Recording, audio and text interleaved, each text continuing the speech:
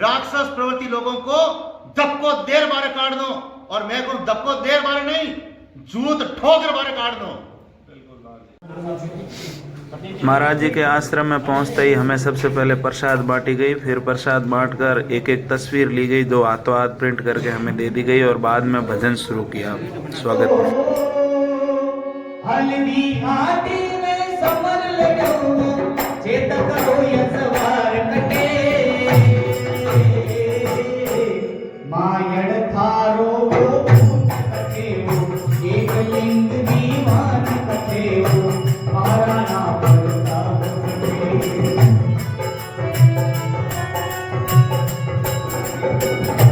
नमस्कार साथियों, मैं हूं सुमेर और आप देख रहे हैं मेरा फेसबुक पेज और यूट्यूब चैनल।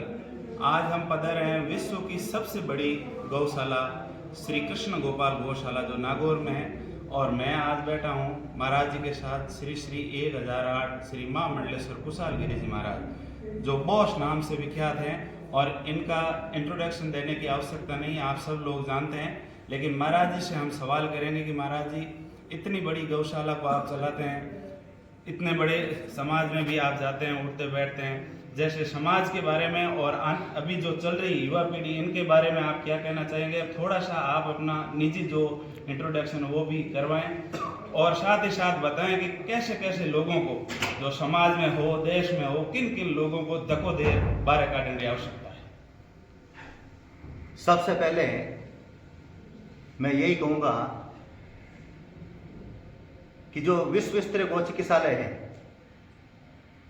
इसकी स्थापना 23 फरवरी 2008 को हुई। भवानी माता का स्वप्न आया, और आज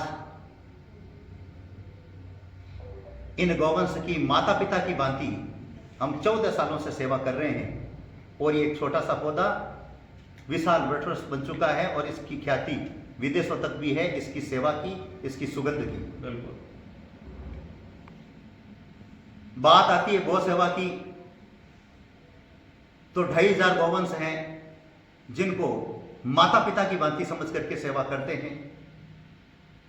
एक दिन में 100 गौवंश आता है बीमार, 18 एम्बुलेंस है, 5 राज्यों से घरेलू गौवंश आते हैं, 800 गौशालाओं से बीमार गौवंश आते हैं, 5000 डॉक्टर कंपाउंडर तैयार करेंगे, 1800 डॉक्टर कंपाउंडर तैयार कर दिए, और 125 आज की तारीख में ट्रेनिंग ले रहे हैं। मैं कितनी गायों की सेवा करूंगा, जितनी मेरी क्षमता होगी उतनी करूंगा। इसलिए और भी यदि बड़े स्तर पर सेवा हो, इसलिए हमने कामधेनु सेना का एक निर्माण किया, जो देश का सबसे बड़ा गौ रक्षार्थ संगठन है। गांव गांव में उसके सेना के सैनिक हैं, वो अपने स्तर पर सेवा करते हैं। हर महीने कटने के लिए जो गायें जाती है उन्हें वो बचाते हैं। सड़कों पर एक्सीडेंट होती है, उनको नजदीक गौशाला में भिजवाते हैं। लंपी के दौरान भी उन्होंने कार्य किया। तो ये गौ सेवा का मैंने मिशन बताया।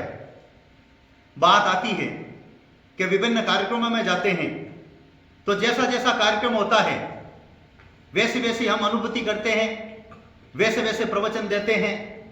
मान लीजिए अगर भागवत कथा हो तो धार्मिक बात करते हैं, भागवत की बात करते हैं, गीता की बात करते हैं, महाभारत की बात करते हैं, धर्म ग्रंथों की बात करते हैं। और देशभक्ति का कार्यक्रम हो, त्रिशूल दीक्षा हो, तो देशभक्ति की बात करते हैं। और जहां राष्ट्रहित की, हिंदुत्व की बात आती है, तो वहां हिंदुत्व की बात करता हूं कि प्रत्येक घर के अंदर हथियार होना चाहिए, और एक देश एक कानून होना चाहिए। और अगर भारत के अंदर हिंदू ज्यादा हैं तो हिंदू राष्ट्र घोषित होना चाहिए। इसका नियम भी यह कहता है। साफ तौर पर कहता हूं मैं कि भारत के 145 साल में 10 टुकड़े हुए हैं। पाकिस्तान, चीन, बांग्लादेश, म्यांमार, तिब्बत, भूटान, नेपाल, अफगानिस्तान। तो भारत का अगर 11वां टुकड़ा अगर होगा तो इस बार रणभेरी बजेगी, क्योंकि जहां जहां मुस्लिमों की आबादी है वो अपनी करतूत करने में चूकते नहीं है। 1947 का वो दिन इस बार दोबारा नहीं होगा, जिस दिन पाकिस्तान के अंदर हमारी बहन और बेटियों के आंचल काट लिए थे, उनके साथ में बलात्कार हुआ। इस प्रकार इस बार क्रांति अलग है।